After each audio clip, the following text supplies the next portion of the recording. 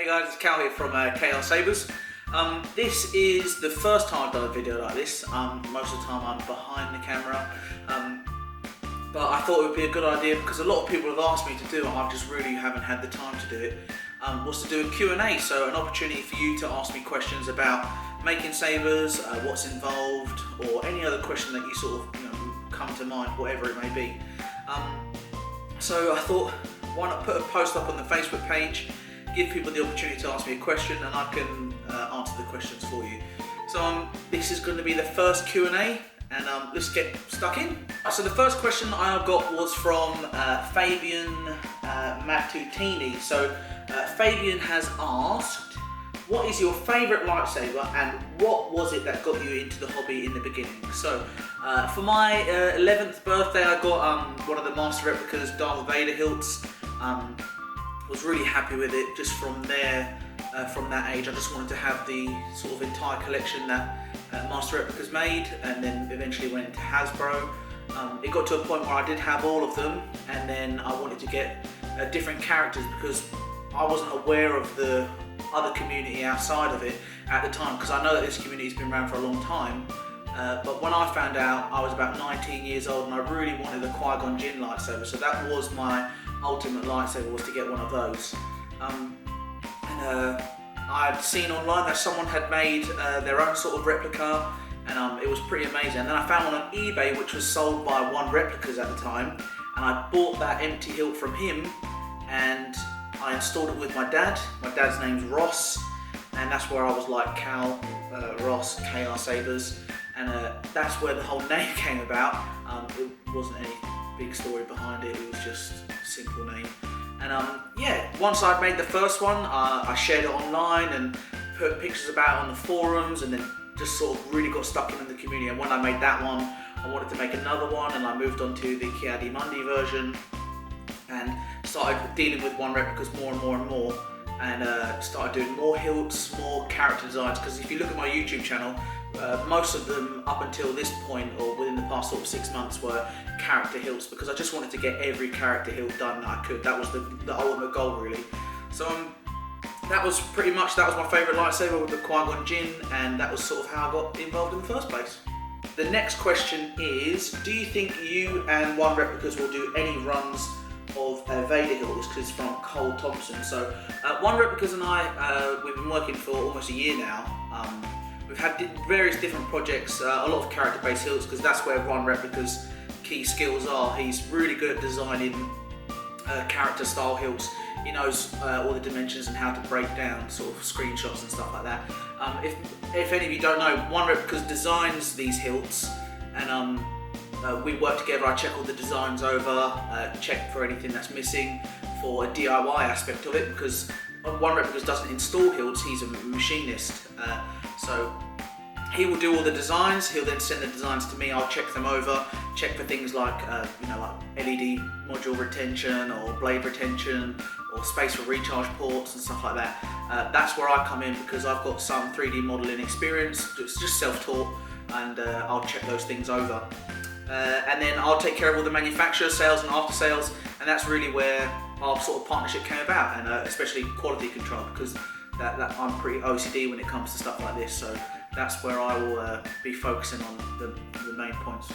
In terms of the Darth Vader hilt, One Replicas has spoken to me about it, but we really haven't looked into it that much. We've got a lot of things, a lot of projects coming up for character hilts, like the Ahsoka Rebels and the clan hilts, because One Replicas used to make clan hilts before, so he wanted to get that down to a T before we started any new projects. So nothing to do with Darth Vader anytime soon, but who knows, maybe sometime in the future we might consider doing one of those.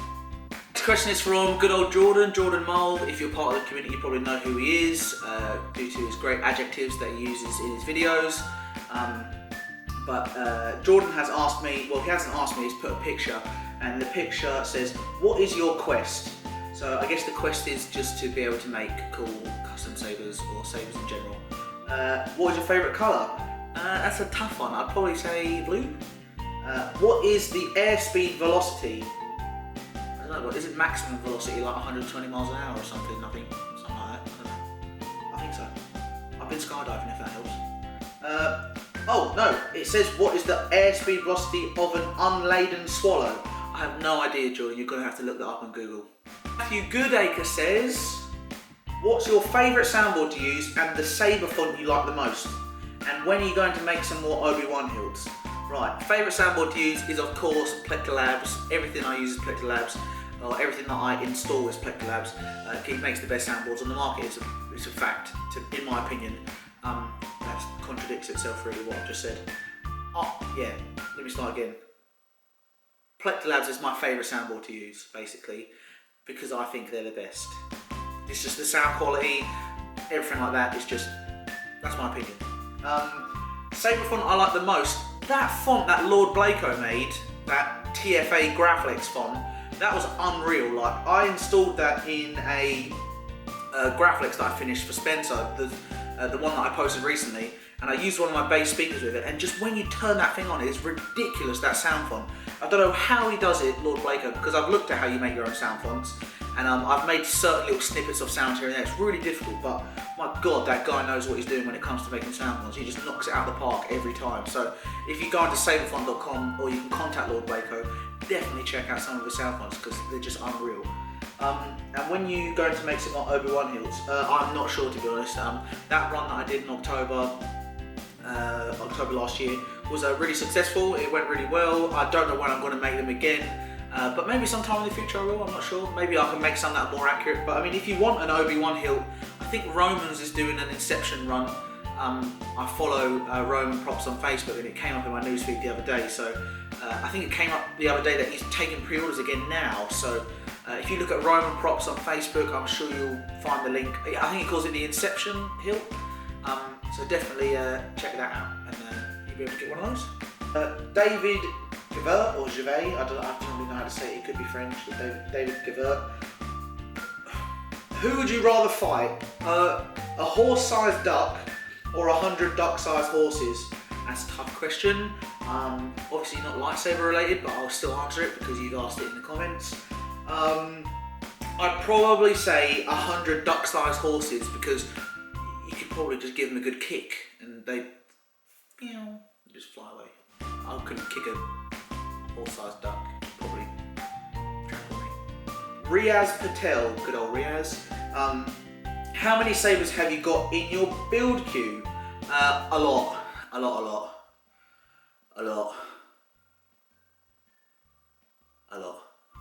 Next question is from John Hoth.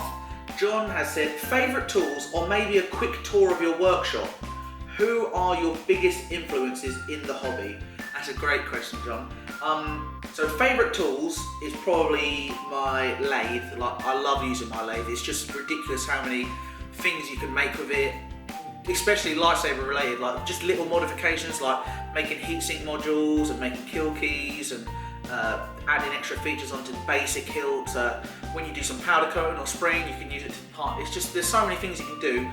Surface finishing as well. I tend to put things in the lathe and then do like weathering on the lathe and stuff like that. It's a really amazing tool.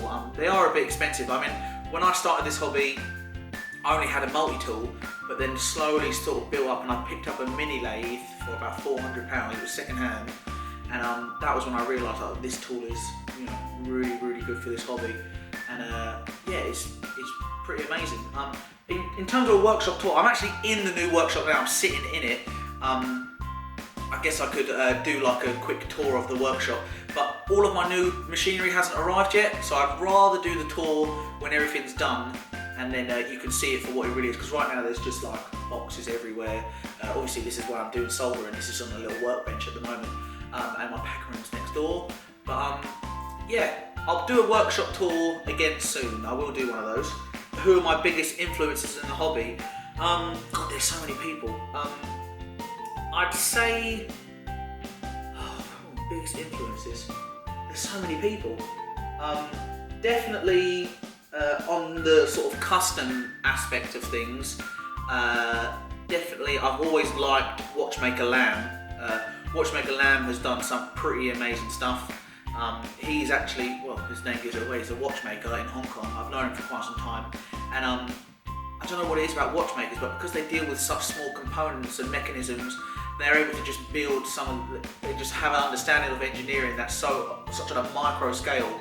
And I've learned a lot of stuff from him, so I definitely got to thank him for some of the stuff that he's taught me or enabled me to learn.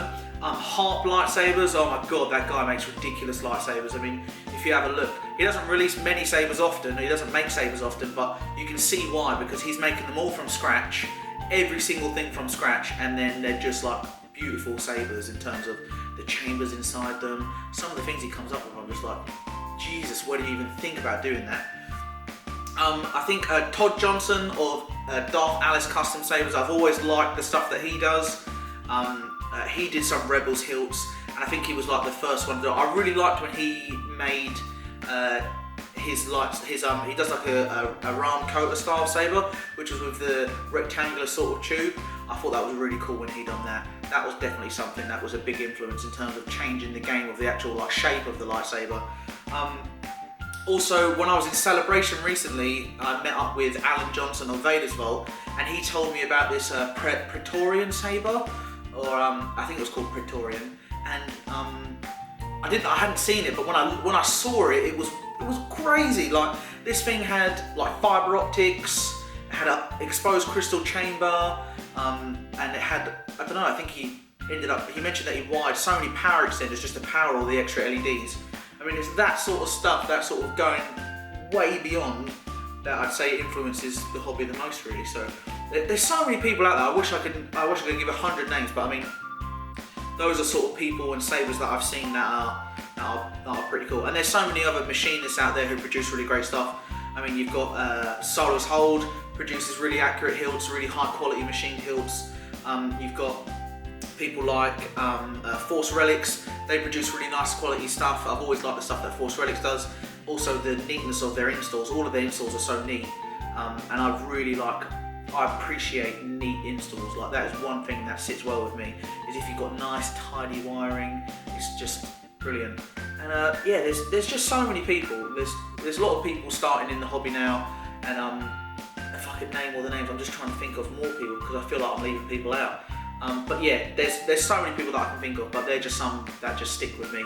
Obviously, Susan and Darren of JQ Sabers, being in the UK as well. Darren's top guy, Susan's top lady, and yeah, they do some amazing stuff, because I've been to JQ Sabers and I've seen the stuff they've done, and how Darren gets that base the way he does, I'll never know. Paul Cafaro, Cal, are there any plans for another run of the Qui-Gon Deep Groove hilts? Yes, there is another run. I actually have all the hilts in stock now, I just haven't assembled them all yet. I am one person, Chaos Sabers is one person, so I've got to basically put them all together because they come in pieces. So I'll put them all together and try and get them online as soon as I can, really, just haven't had much time. Next question is from Glenn Maynard. I would also like to know if more Quis are coming. Rewind. Alfred Allen Aramburu says, the crystal chamber in your profile picture, would you be willing to sell the chassis alone for a DIY install? It would be ridiculous if I showed you the amount of messages and emails that I get of people asking to buy that chassis that I designed and produced. It's not going to be for sale, simply because it was something that was very niche, and I wanted to keep it exclusive to certain builds. I've put these crystal chambers in lightsabers that have been sold for quite a lot of money, and if I just suddenly produce loads of them, it just devalues the ones that sold for quite a lot. So in terms of doing production stuff, yeah, it would be great to make 100 of these and sell them to everyone, but then it would be really unfair to do that to the people who have paid that extra premium to have something that's exclusive. So there won't be any production crystal chambers for those graphics, like what you see in my profile picture.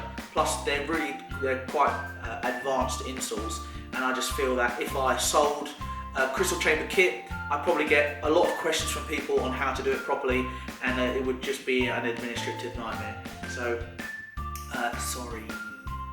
Dion Jones says, would you ever do a run of Starkiller TFU1 hilts? Hard to come by in the UK. I've never considered doing a Starkiller run. I was focusing, me and one replicas were focusing on other character hilts. It is a cool hilt, there's quite a lot of pieces involved, but it's not on the cards at the minute, really. Just with the amount of time that we have now, there's so many hilts that we could do. Me and One Replicas spoke about doing all the hilts that we wanted to do last year, and we're just working our way through those. We haven't got a Vader on there, we haven't got a Starkiller on there, but maybe sometime in the future, who knows? If enough people want it, we might look into it, but for now, no Starkiller or even Starkiller TFU 2 hilts on the line. So yeah, that's that. Next question is from Sal Musavi. How the heck did you get that wooden ring inset on your Celtic Saber that you sold a while back? Okay, so if any of you saw the Celtic Saber that I made and etched, it was a KRS2, so my own KRS hilts. I'd done like a Celtic knot inspired design. That one had like a wood band around it. You can see the video in the YouTube channel, one of the videos. And what I did was buy wood veneer strips. You can buy like thin strips of wood veneer, and they've got an adhesive back.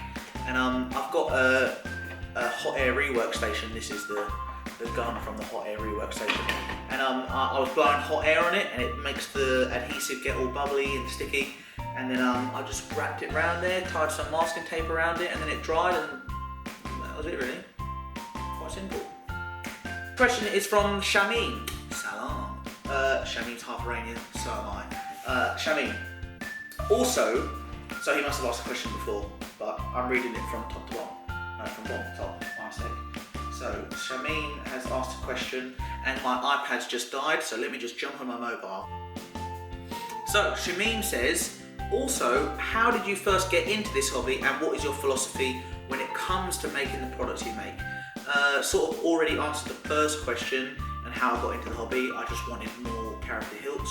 And what is your philosophy when it comes to making the products? So I guess my philosophy on making the products is sort of make them how I would want them done. I just have like I'm over meticulous when it comes to certain things. I just want everything to be as perfect as possible and as clean looking as possible. You'll notice that I don't do many weathered hilts because I just like the clean look of things. Although from time to time I will do a weathered saber and I'll enjoy the look of it. But most of the time I like them to be nice and clean, sort of seamless design, you know, quite slim, just like comfortable. I guess I like, for example, like you see like Apple products, they're very like slender and sleek, clean looking. That's the sort of products that I like. But I'm just basically obsessive, like to the point where everything just needs to be perfect all the time. So that's why a lot of the feedback I get from people on the production runs is that the hilts are high quality. It's just because I spend a lot of time on just making sure everything's right, or I try to make them as right as I can. Obviously, some people might find flaws, but if you do find flaws, let me know so then I can eliminate it in the future, because I'm bound to miss something. So next question is from Zach Gibson. Zach says, how's the second production run of the Luke Hero coming along? And also, has there been any progress from Goth 3 Designs on a crystal chassis for the hilt? Thanks for time count, and I can't actually wait to hold the hero in my hands. So Zach, the second production run is, as it says, it's in production. I've estimated sort of 6 to 8 weeks. I think it's only been about 2 to 3 weeks so far into production. They'll probably get to me before the 6 to 8 weeks. It's just a matter of assembling them, checking each and every single one, sometimes removing dirt within the threads, just to get them all clean, get everything as clean and tidy as possible to get them ready to ship. So they are indeed in production. I spoke to Cedric of Goth 3 Designs when I was at Celebration recently. He is indeed working on the chassis, and that should be ready soon. And he does have plans for a crystal chamber version of the chassis, so expect the crystal chamber version, and I'm sure it's going to be fantastic what he comes up with. He's a very clever guy. Next question. How does one learn to adapt the wiring and builds to each individual saber hilt? For example, if someone starts with an Ultra Saber's hilt, how would they progress to something like a Graflex or a Sidious? Like, I know there is a great series on the Graflex by Matthew Dooley, probably spelled his name wrong in brackets, but obviously there isn't a tutorial for every single design. That's from Richard, so Richard Wang. Richard, I guess the best way to put it is, the more sabers you make, the more techniques you'll develop, and you can apply those techniques to different things. Like, there's been times where I've had to design a saber and there was only one way for me to do it, and I had to think of a certain way of doing it. But that technique that I learned, I was able to use in all different other sabers. So I guess it's pretty much try to make as many sabers as you can and as many installs as you can. Just try and just keep making sabers, keep doing it, and then you just eventually develop these skills and they just stick with you. So that way you can progress into making more difficult hilts. I think when I started making hilts, because I wanted to do a lot of the character design, Park Sabers would made a lot of hilts that were very reminiscent of certain characters, and they all have like 3/4 inch or 7/8 inch inner diameters. So I had to develop techniques to get around that. But then it made the next Park Sabers that I did, the next Cran Fu sort of style hilt that I did, much easier. So it's about just pretty much trying to do as many sabers as you can, and you'll just pick up different techniques, and eventually you'll just have like a little set of techniques under your belt, and you can just apply them to all different types of builds. Shamin goes, price and ETA on your fulcrum sabers. I didn't know what he meant by fulcrum when he asked this, but he was talking about the Ahsoka Rebels hilts. These ones here. So the ETA on them. So One Replicas and I have been working on these for a while, and obviously we got the samples in the other day. These aren't the final versions because they're the samples, but they are going to be less than $1,000 because someone's commented saying please be less than $1,000. One thing that I've got to note is they're going to be sold as sets. So when you buy them, you'll get the large one and you'll get the small one as well. So then he says, bro, you highballing, here's me like, please be less than $600. To be honest, they're going to be £600 GBP, because obviously I live in the UK, everything's sold in pounds. £600 is less than $800, I think just slightly less than $800. It's more to do with the fact that the machining time involved in making them, because they're long and curved, and they have this, you know, like square profile. You can see they're quite skinny. This is the larger one. This is the smaller one. But because they're quite large and skinny and quite an odd shape, they have to be machined for a long time. And obviously, the more machining time things take, the more expensive they can be. I think we've got them at a fair price point, but that's the price that they're going to be. The production of them is going to start very soon. Because as many of you know, I don't like taking pre-orders. It's just something I don't like to do. A lot of people say to me why I don't take pre-orders. It's just, I thoroughly believe in sort of, you know, Murphy's Law. Just anything that can happen will happen. Obviously I made an exception with the Luke Hero run, but that was because I was just getting bombarded with messages about pre-orders for those. But that was an experience for me to see what it was like to do pre-orders. I won't be doing it again after that. So yeah, unfortunately there won't be any pre-orders, but what I will do is, so before you panic, what I will do is I'll be sure to post on the Facebook page when they'll be available, when they will be available, what dates, and I'll give sufficient time for people if they need to maybe save money or something like that. But then when they're ready to go, they'll be put on the Etsy store and you can order them. Another question from Raymond Jin says, what are the lengths for the main and the Shoto Ahsoka Rebel Saber? So I'm on my cutting mat now. So the big one is about 36 centimeters long, and the Shoto is about 24 centimeters long on here. Obviously I can look at the 3D design and measure it perfectly, but that's what it's like just measuring it on my cutting mat. So that is the first KR Sabers Q&A done. I hope that I'll have time to do another one soon. If you enjoyed it, just leave a comment, say you want me to do another one, or if you want to ask a question, you can leave a comment in the YouTube video and then I can put that on the next Q&A. But yeah, I'll do a workshop tour soon. Hopefully this will be the start of more videos where you actually see me and what I'm doing day to day. I'm not saying that I'm going to do like a daily vlog or something like that, but maybe weekly vlogs is something that I can fit in.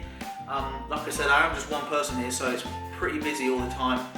And yeah, I just want to be able to engage with you more, and sort of you can see me as an actual person instead of just like a voice, because that's what I am on most of the videos. I'm going to go ahead and get this wrapped up now, and hopefully I'll have more questions to answer on the next Q&A. So thanks again for watching, guys, and I shall see you next time.